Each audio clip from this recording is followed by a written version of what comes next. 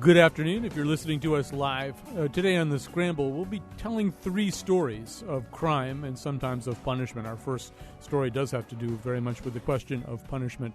Later on in the show, we'll be talking about the murder spike in Hartford, the spike in the murder rate. And then we'll be telling you several stories of crime in New Haven, several stories of mysterious and disturbing crime in New Haven. So sorry to be beginning and ending on such grim notes, but that's just sort of where things are today. Today is July 20th. July 22nd in Norway, I would imagine, can only be one thing, and probably will only be one thing for many years to come, and that is the anniversary of the massacre of 77 people in 2011. This was the massacre committed by Anders Behring Breivik, and he is, of course, in prison now. And we learn with this terrible anniversary close on the horizon, we learn that he has been granted by Oslo University a spot in its politics program. This is something that prisoners in Norway do have the right to if they qualify, and he apparently has qualified. I want to have a slightly larger conversation than just about that one, and we're so fortunate and very honored today to have with us Åsne Seierstad. She is the author of One of Us, the story of Anders Breivik and the massacre in Norway. This is an amazing book. Just allow me, anyway, to heap my cup full of praise onto a book that's already been praised every way a book can possibly be praised. It's a remarkable convergence of the human stories of some of the victims of Breivik, and then the human story of Breivik himself, and then the story of Norway, a nation that prides itself with some legitimacy on its enlightenment and on its ability to respond with humanity.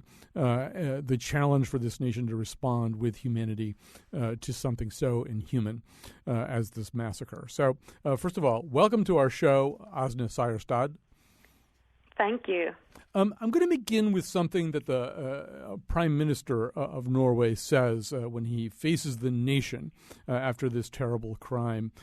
He says this thing which you say almost became a kind of mantra for Norway. He said, "We are a small country, but we are a proud people. We are still shaken by what has happened to us, but we will never relinquish our values. Our answer is more democracy, more openness, and more humanity, but never naivety." So tell us, what did he mean by that, especially those last words, never naivety? What was the message he was sending? I think he meant that to have an open, tolerant society where there's an easy access to government, to high officials, to, there's equality, there's few fences in Norway.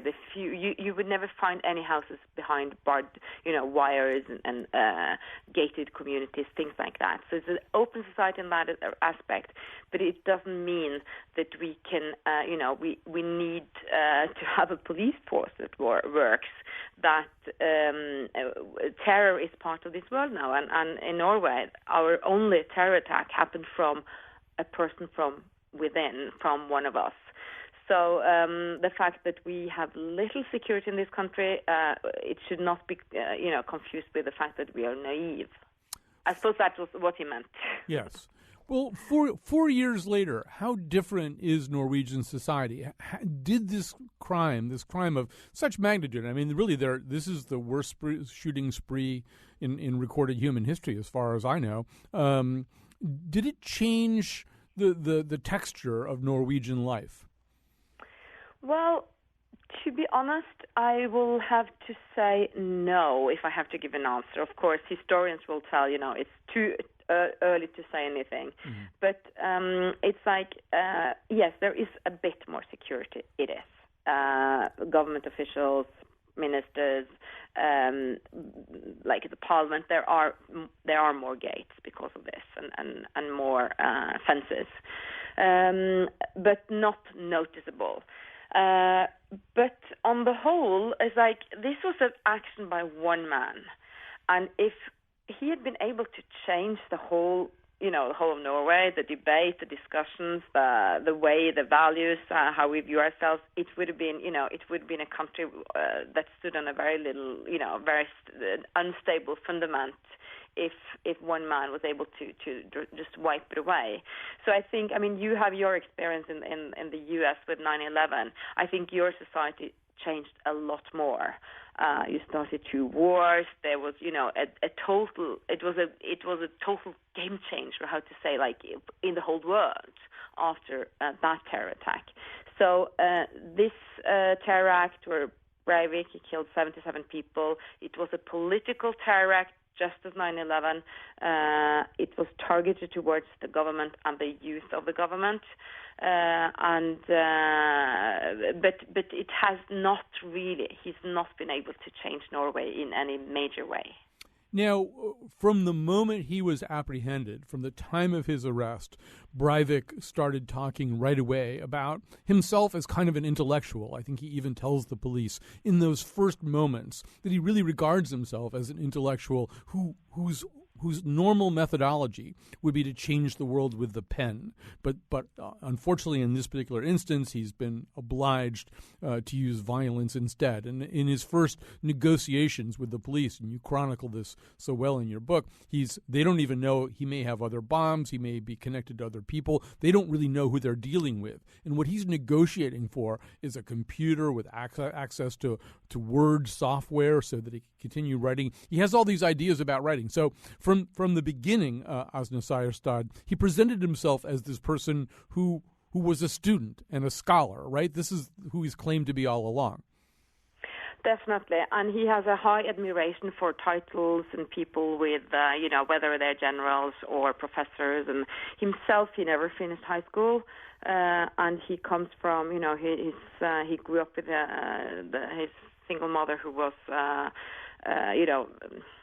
helping nurse, and later on welfare. So he wants to, first and foremost, he wants to be seen and admired. And he was writing things on the internet, but nobody was interested.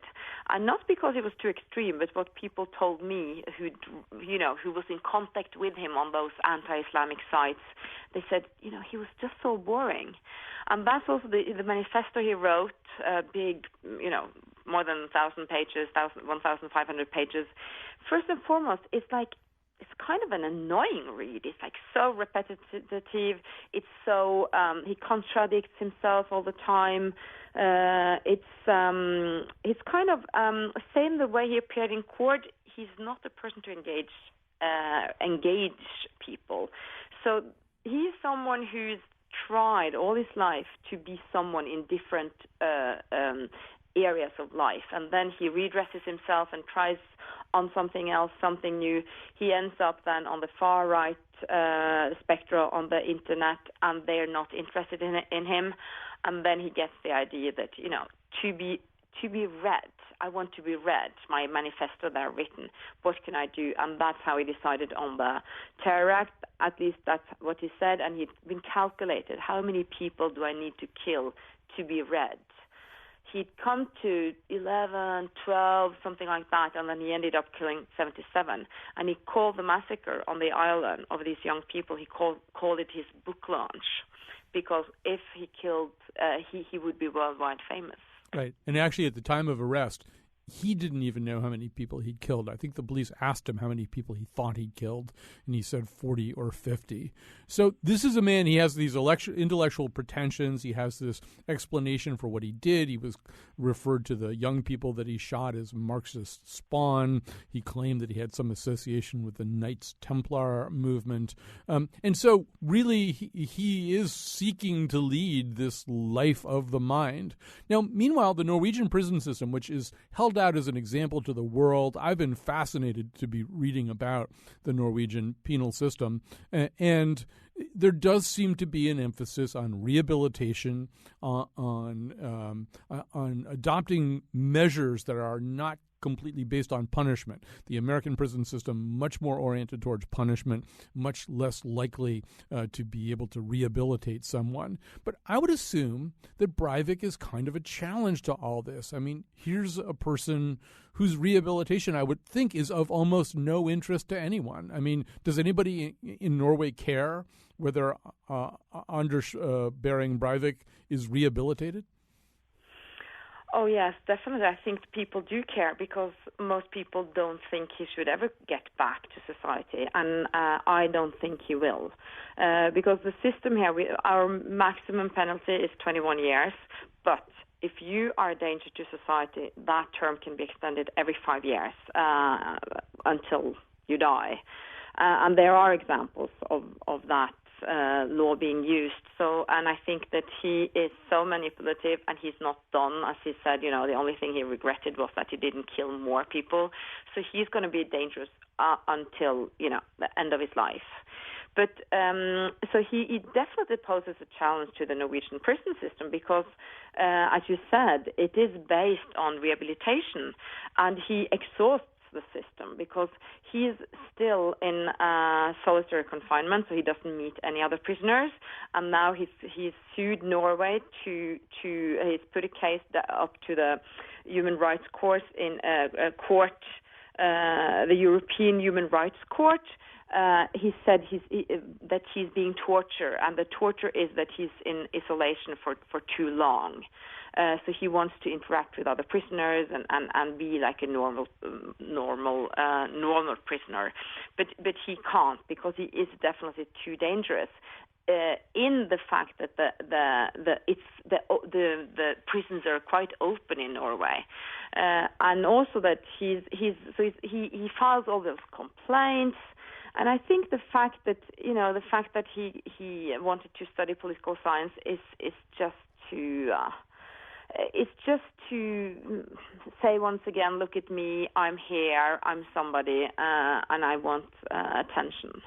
Of course, for Norway, the response to this is complicated because here you have a man whose goal really was to destroy the system that's in place. He's very critical of the way that the government does things now. And if anything, would make the argument that the government, to the extent that you can understand his arguments, would make the argument that the government's too tolerant, the government's too kind to certain people.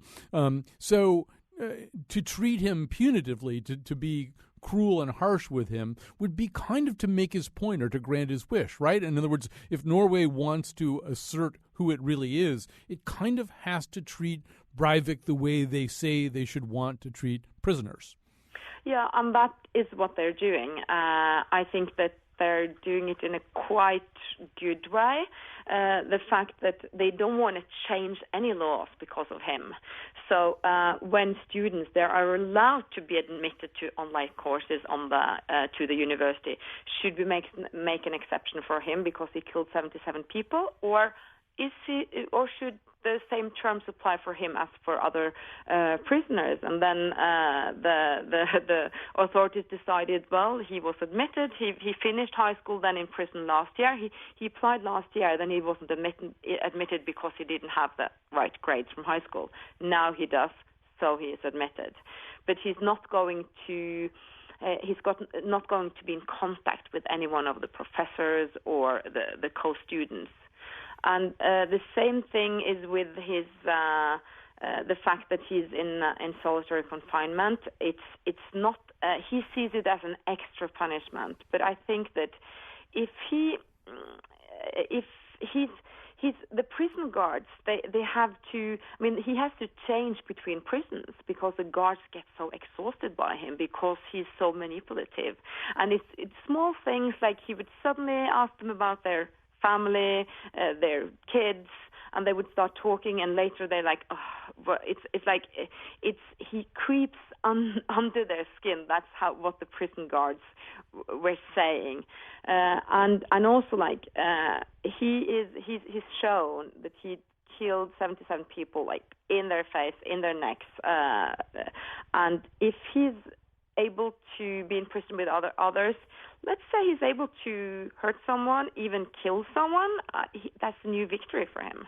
So it's like that is the challenge. So for that reason, he's still totally probably the longest serving in solitary confinement in Norway. Asne Seierstad, I'm talking to you from Connecticut in the U.S., and we had a few years ago a terrible shooting spree at an elementary school in Sandy Hook in Newtown, Connecticut. Also a very difficult thing for us to cope with, the death of so many little children. And it was done by a very troubled young man named Adam Lanza. He didn't live through this, so we can't ask him questions. But it raised questions for us in America as how do we spot this person? There are lots of troubled boys. There are lots of troubled young men. They don't all turn into Breiviks or to Lanzas. And as you pieced together the story of this young man, you must have been asking yourself the question that a lot of Norwegians have asked themselves about Breivik. How do you spot this person? I mean, he's got a very sad story. He does a lot of the textbook things. He tortures animals when he's a very little boy.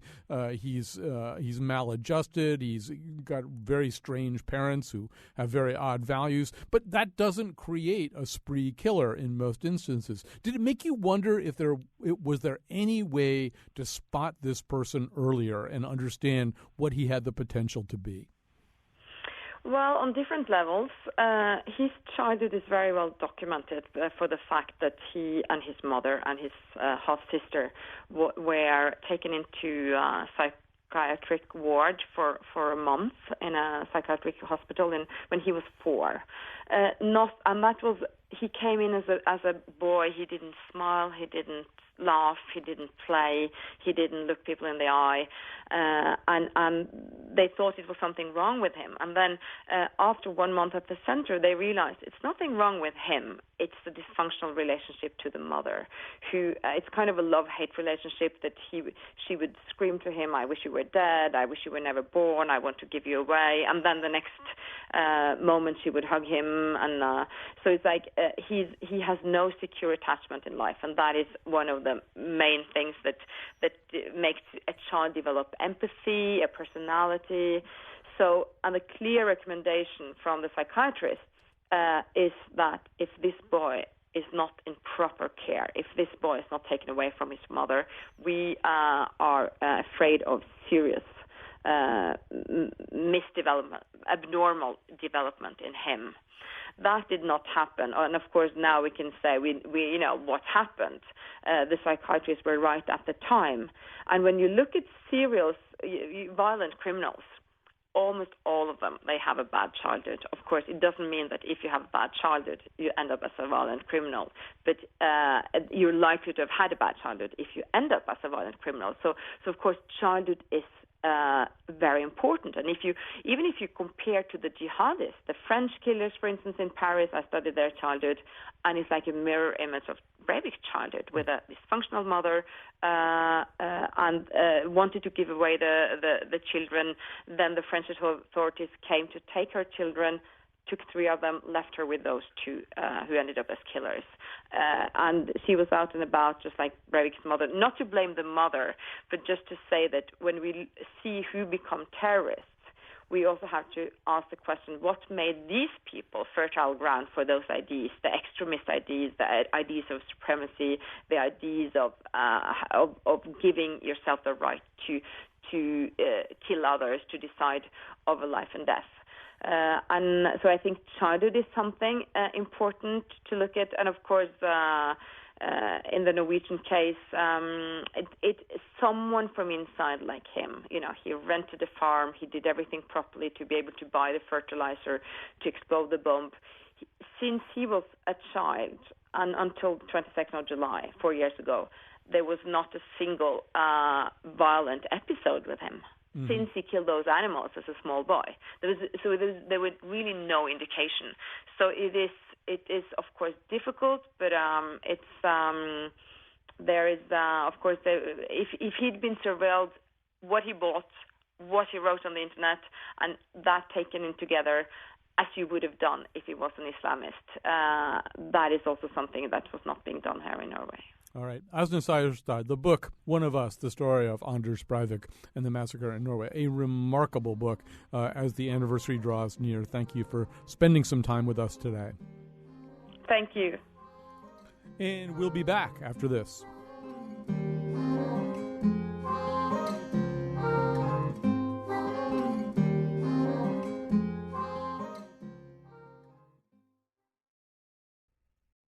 Well, we're in the middle of a debate right now about what's causing the spike in the murder rate in Hartford and what to do about it. The city has now asked for some special help from the state of Connecticut. There's going to be some more announcements, I think, made later today. Mike Lawler's joining us right now. He's the Undersecretary for Criminal Justice Policy and Planning within the Malloy administration. And so let's begin, Mike. First of all, welcome to our studios. Thank you. Of course, one question we have is this sort of an outlier? I mean, I think Chief Ravella over the weekend in the Big Current article used the word unlucky. How unlucky can you get? So as we look at this is, I mean, we're certainly on track in Hartford to be up there around at the end of the year, the 30 homicide mark. You really don't want to be there. One possibility is we're just having a run of bad luck. Is that a useful way to look at it? Well, it's a possibility for sure, but I think we need a better answer than that. And, nationally there has been a slight uptick in this type of violence around the country, but here in Connecticut, we've not seen that in New Haven or in Bridgeport. We have seen it in Hartford. And, as you sort of pick this apart, it's a challenge to figure out exactly what's driving it. And the main questions are, what do we know about the people who are both the victims of these shootings and the shooters? Do they fit a pattern? What are the motives? Are they all similar, or are they just random? And based on our experience elsewhere, it does appear that the majority of this type of violence is almost predictable down to the individual. So that's what we're going to be trying to figure out this afternoon. All right. So one of the questions that's worth asking is what got the rate down, which had happened. All right. So we had 07, 08, 09, pretty violent time in Hartford. The homicide rate is up over 30, I think, in each of those years. And then it went down. Now, one thing you could look at would be, in fact, the shooting task force, which was sort of a multi-level, multi-agency effort. First of all, explain to people what the shooting task force is. Well, the shooting task force is analogous to like community policing, where it means different things to different people, and different police departments have a quote-unquote shooting task force, and they have slightly different tactics and strategy. But having said that, shootings and crime generally have been trending down for at least the last 25 years, and the murders themselves, in Connecticut, we've seen 2 years in a row we're at a historic low here. We're 86 last year and the year before that, which is very low. Typically, we'd be way over 100. And so trying to sort of pick this apart in Hartford or anywhere else is hard. But the more time that goes by, the more it looks like a trend and not simply a bad luck. But, I mean, then you look for best practices, right? Correct. So, what are the things that lower murder rates? Well, it depends on the type of murder you're talking about. In this case, we're talking about urban violence, almost exclusively young African-American men shooting each other. That being the case, the Project Longevity type approach that we've been using in Hartford, Bridgeport, and New Haven is all about identifying who are the most likely victims or shooters, based on their history, criminal record, they're on probation, they're on parole, they're in prison, whatever, and reaching out to those as individuals and basically offering them a carrot and a stick. That has proven to be very effective. It certainly seems to be working in Bridgeport and New Haven. But also a big part of this is rebuilding the trust in the community, because if the community doesn't trust the police, if they feel the police are sort of an army of occupation, something like that, then you see this breakdown in law and order. And one of the consequences of that would be shootings and things of this nature. In New Haven, where I live, they've done a very good job of rebuilding that trust between the community and the police department. It's not perfect. It gets better every day. And I think one of the benefits of doing that is you see the shootings decrease. The city, the mayor of the city, Mayor Segarra asked for help, more bodies, basically, from the state. The governor kind of came back with, well, maybe not exactly bodies. We need to talk, right? We need to talk about what your real needs are. What did he mean? What was the meaning of his answer back to the mayor's request? Well, the governor said, and this is what they'll be discussing this afternoon, is if it's specific resources you need, we'll make them available. But what we want to know is, what is your strategy? How are you going to use these resources to respond to not just to solve the cases where people have gotten shot, but also to prevent these shootings in the future? How are you going to rebuild relations with the community? How are you going to reach out to community advocates who are going to help you do your job? How are you going to better focus your efforts on the highest risk people, that kind of thing. And so I'm quite confident that will be the focus of the discussion this afternoon. So, I mean, at some point, for example, Chief Ravella at one point was quoted as saying that he's, I think, a little bit over 400 right now in staffing. He feels like he should be up around 500. You spend a lot of time thinking about criminal justice policy, about what works and what doesn't work. Is it a numbers game? Is it the number, or is it the efficacy of the police department? I suppose it can be both, but. Well, I mean, the fact that police are just doing a much better job than they ever were before has helped reduce the crime rate. The community policing nationally has had a big impact on things. The number of police officers is also important. I think you've seen in New York City recently, Mayor de Blasio has tried to bring on board a significant influx of new officers to basically flood the zone, because that has a significant deterrent effect. And some of the police chiefs I've spoken to say in a situation like this, it's as good to have as many uniformed bodies out on the street as possible, even firefighters, anything to just have a visibility, because that has a reassuring effect. So more police officers are good. There's no question about it. But the same budgetary constraints that confront Hartford confront other cities in our state. And, it does seem like there's an anomaly happening here in Hartford at the moment. Well, when somebody asks you for something, when a mayor asks a governor for help, I mean, that sort of opens up a channel of communication, and it also opens the door for a set of questions. And I guess my question would be, how specific do you want to get, or do you need to get, you meaning the Malloy administration, with the city of Hartford? I mean, one possibility would be sit down with Chief Ravella, Deputy Chief Foley, and say, all right, well, you got 400-odd police officers. What do they do? How do you use them? What are these people doing over here? How come you keep needing people from our state force to help you out? How are you, in fact? I mean, are the conversations going to get that specific? Well, today, I mean, as I said earlier, it's going to all be about what strategy are you going to employ to affect the shootings, right? And it's not just how many police officers you have; it's what they're doing, who they're targeting, what strategy, what tactics are they using, and this is sort of the community policing model. It is important to emphasize that the state and the feds have been very major partners with Hartford and New Haven and Bridgeport for as long as I can remember in dealing with this stuff.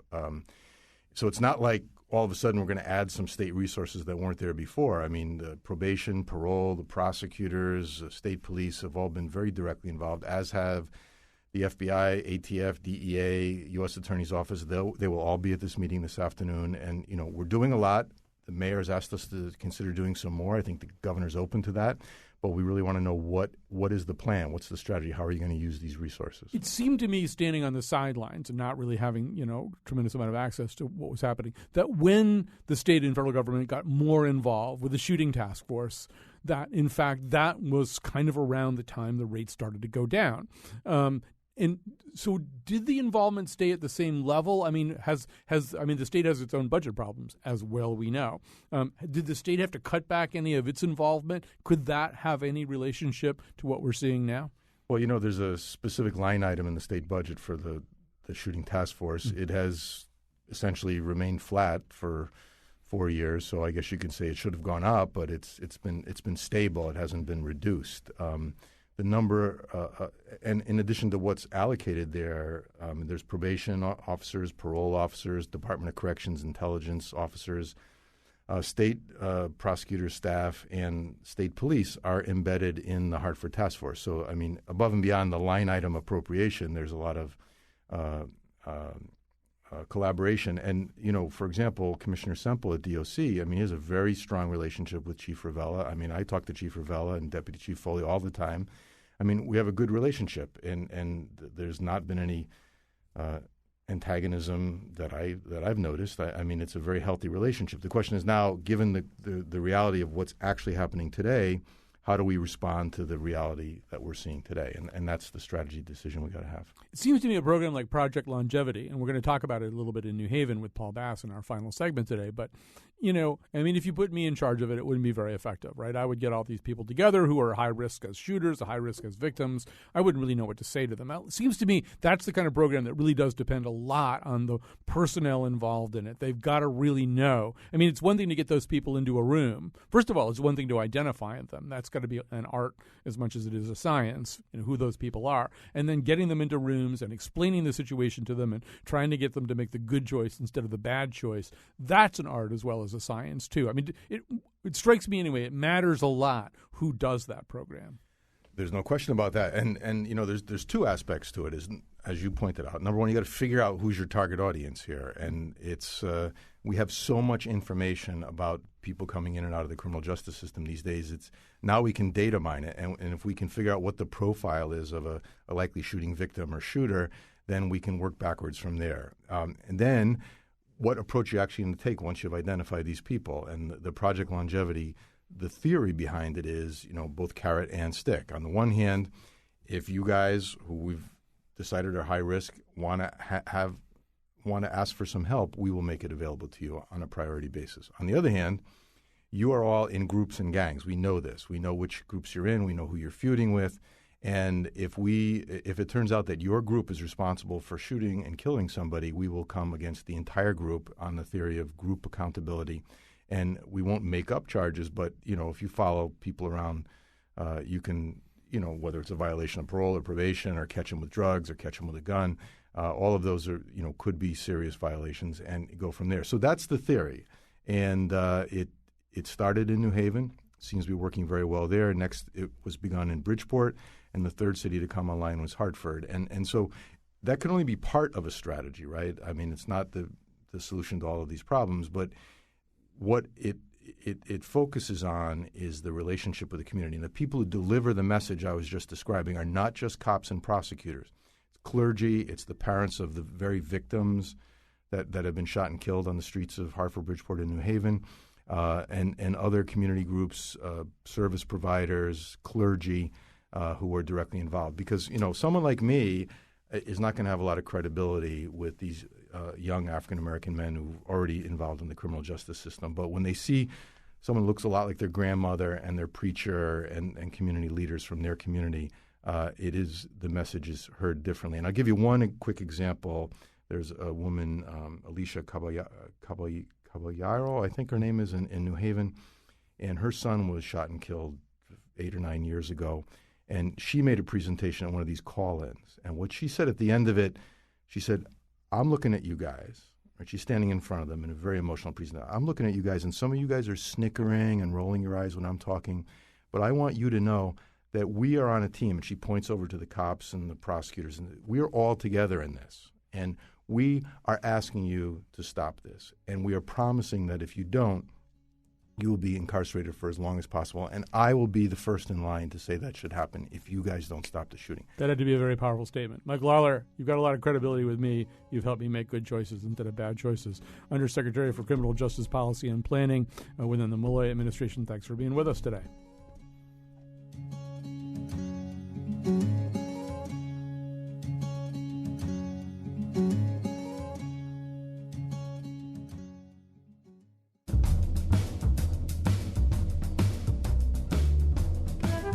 Today's show was produced by Tucker Ives and me, Kyone Wolfe. Greg Hill tweets for us at WNPR Colin. Our interns are Anna Geismar, Hallie St. Germain, and Allison Ehrenreich.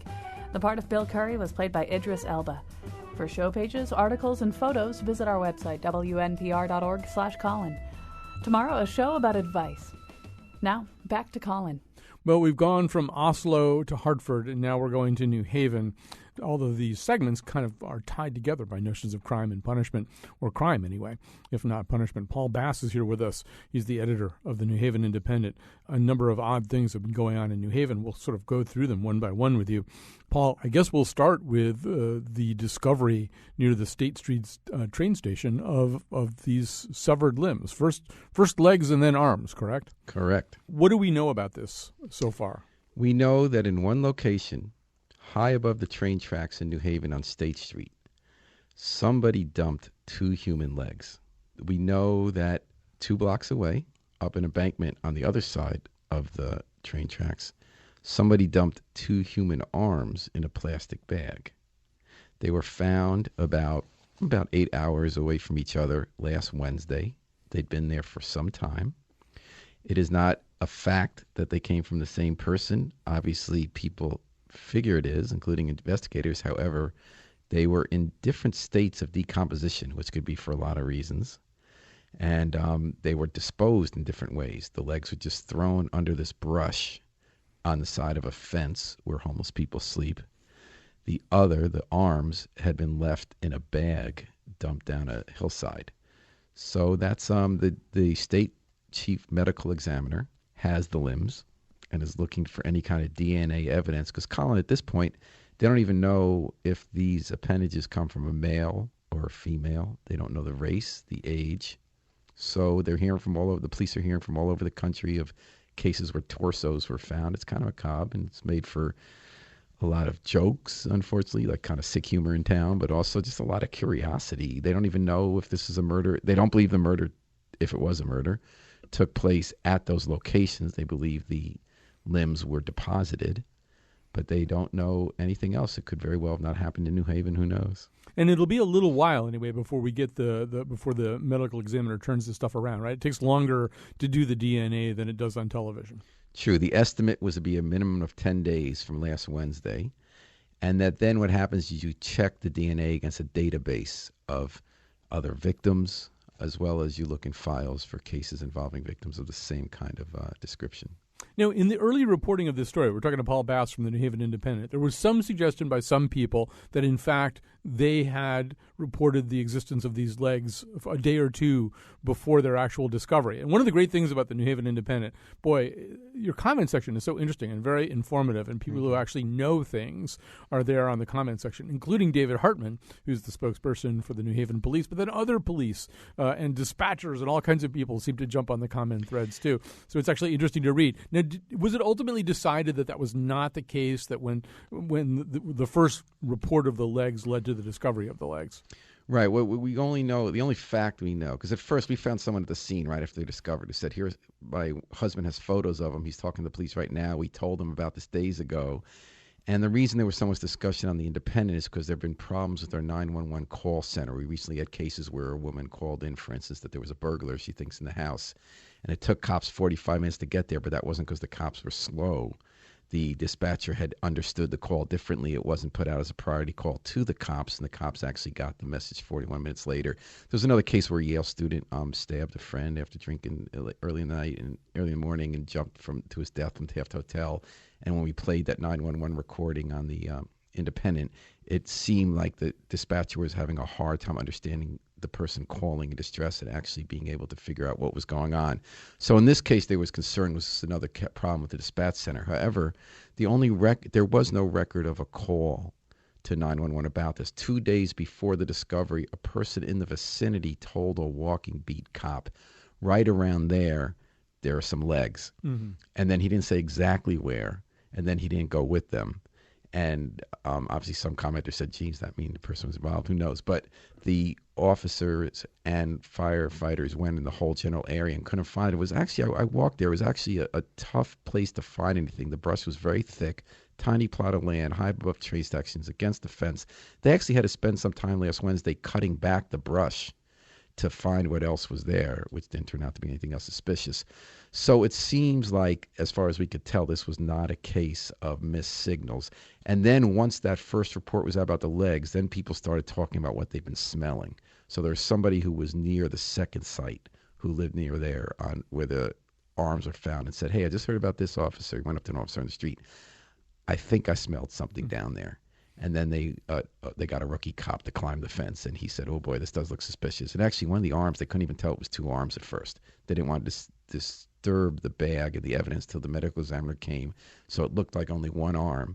And then when they got it up to Farmington and opened the bag, it was very decomposed, but they found the second arm without hands. The things that are said on comment threads have absolutely no real status. Although the point was an interesting one, which was that these legs were difficult to see. They were concealed from easy sight. They took quite a bit of hunting around just to be able to see where they were, as you're suggesting, and that this guy had come up to the police and said there are legs over there, and then refused to go with them. It is sort of interesting. Like, how did he know there were legs there? Well, anyway, I think that there were homeless people sleeping there. When I went there, I found a cushion someone had and food and snacks. I even found on the ground after the police were gone a portable toothbrush, lanyards. Definite signs of one of the places homeless people were sleeping. This doesn't seem to fit any other pattern of anything that's going on in New Haven. And, in the previous segment, we were talking a little bit about the problems of Hartford. Hartford has this escalating murder rate at a time when, for the most part, cities around the Northeast are seeing a deceleration of murder. One thing I wanted to ask you a little bit about is New Haven is one of the places that has tried Project Longevity. This is an approach that it actually looks a little bit like what used to happen on Hill Street Blues when the police would call in all the gang members and kind of talk to them before the violence started. Frank Furillo, he really knew how to talk to those guys. Right, Frank Furillo would bring them in. So, but this is sort of what's happening, right? I mean, it makes a lot of sense. Talk to the people who are gang leaders, who are people who might be involved in that kind of retaliatory violence. Explain to them what your expectations are, and try to get them involved in preventing the violence. So how's that worked out in New Haven? Well, first of all, Colin, Project Longevity is in Hartford, too. So murders and shootings, which are a more important indication, are up there. In New Haven, they are not up. We've had 7 murders this year. We had 7 last year. More importantly, we had 32 shootings year-to-date this year. We had 35 year-to-date. More importantly than that, and the more important statistic here predates Project Longevity. In 2011, we hit a spike. We had 34 murders, which is down more than 65% gradually. We've had drops every year in shootings, murder, every kind of violent crime for 5 years. At that point in 2011, we reinstituted community policing. Project Longevity, you could argue, is a kind of community policing. In fact, it's unclear whether Project Longevity it's hard to know what to attribute a decline in violent crime to. We have about 4 or 5 factors here that may or may not be. So the U.S. Attorney, Deirdre Daly, says you got to credit Project Longevity because your violence has gone down. Well, it's gone up in Hartford, and New Haven was the city where Project Longevity had the biggest problem. They hired a director who didn't work out. The first year they were spinning the wheels. They canned them. There was a lot of talk about how they didn't really have the right people or they weren't making an impact, and that may or may not be true, but everyone involved agrees it was messed up for the entire first year, and it was only in the last few months they got a very good director, a retired detective named Spacey Spell, who's a community organizer and has links with all the kids already, has lived in the neighborhood forever. So he's just getting it started. They had no data on whether the people they brought in sought help or had recidivism. And let me just take a step back so our listeners know what Project Longevity is. This is about identifying the small number of people who are most likely to shoot someone next or to be shot next. That's based on their affiliations with groups. It's usually gangs. It's not always gangs. Sometimes it's about drug dealing, and just as often it's about really dumb gripes over social media about female jealousy or just dissing a neighborhood. But in any case, that's when they bring the groups in on these so-called call-ins, and they say you have 2 choices.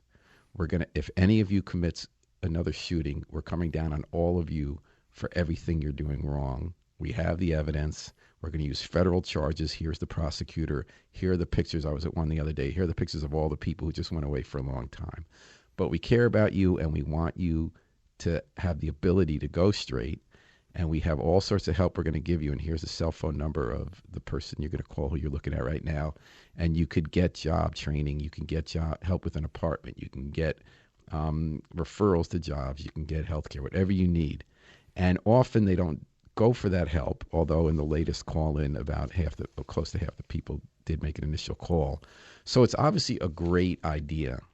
Governor Malloy has started in all the cities in New Haven, but the murder rate's gone up. Not just murder, because it's important not to just look at a murder rate, because that's a small number of violent incidents in these smaller cities, and one triple shooting or domestic violence spree could change it. But it's the shootings, the violent crime is important. It has gone down for New Haven all these years.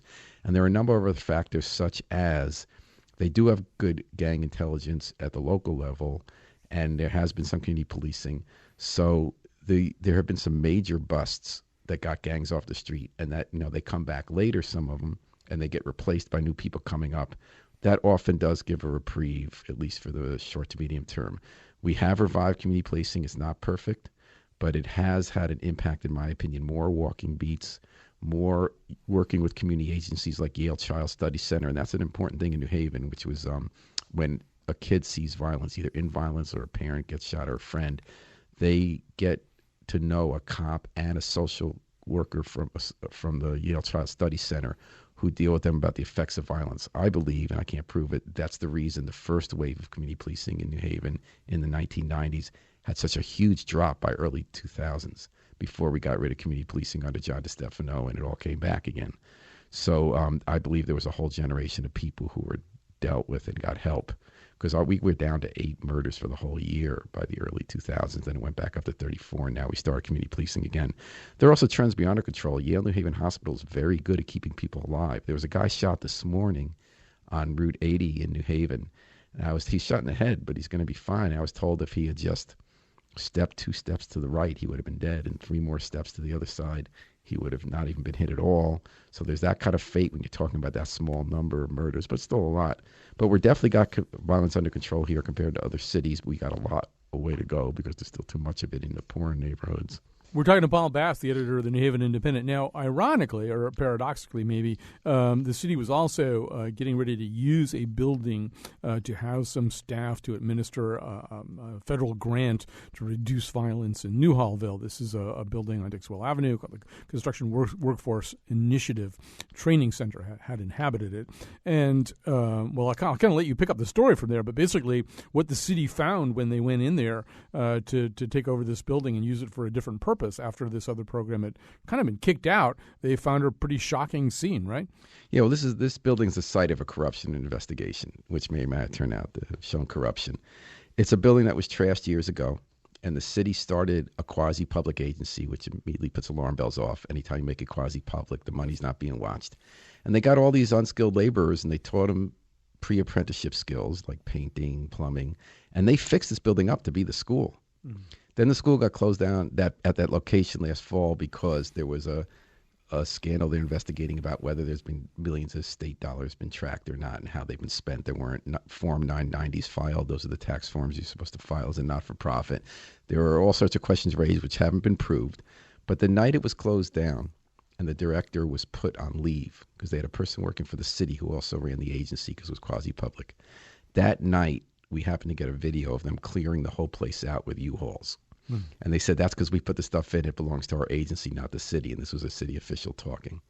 So then months later, as you said, the building's been lying vacant. It's been locked. The city couldn't even get into their own building because the people who had it before were kicked out, still had it locked. This is you're familiar with these kind of stories, Colin. Yes. So the city goes in, they break the lock, and the alarm goes off. And the people who were there before show up, and they've been watching anyone who comes in. So then they come in, and the whole place is trashed. Everything's gone. All the fixtures are ripped out. The walls are in pieces, and even the toilets are gone, and concrete is poured into the pipes. And so it looks like they're not going to be moving that anti-violence program from Norway soon. But the question is now the mystery is it's not as juicy a mystery as whose human arms and legs those were, but who poured the concrete down the drain, and what does this have to do with the corruption investigation? Right, and it does seem as though that this particular group and I guess some family members of this group, they kind of controlled the site until the city managed to quote unquote break into what is effectively its own building, right? So that is correct. Yeah. So I mean, you don't want to put 2 and 2 together and definitely announce it's 4, but it does seem rather likely that somehow or other the damage to this building has something to do with the ejection or closing anyway of this. And it also kind of raises a question, which is why did the city wait so long? In other words, you get these people out, you decided you don't want them around anymore. That's in March. And then you kind of let the building sit there under their control until July. It seems like a long time for a city property that has basically reverted to the city to not really physically revert to the city. I do, and I think one reason is that they didn't yet have something they were going to do with it, because as always in cities, people fight about every pot of money that comes. So that grant for anti-violence, there's been an extended fight about whether to even take the $1 million to fight violence, and there are 3 groups fighting about it in the neighborhood, and they're fighting with City Hall, which is trying to manipulate it, and so they were even busy with that. And also because there's an ongoing corruption investigation taking place about the agency, there wasn't any kind of rush. Well, maybe a lesson has been learned about that. Anyway, Paul Bass, editor of the New Haven Independent. Great to talk to you. Thank you, Colin, as always. That's the Scramble. Thanks to everybody who helped out, especially Tucker Ives and Kyone Wolf. We'll be back tomorrow with that show about advice. My advice is to listen.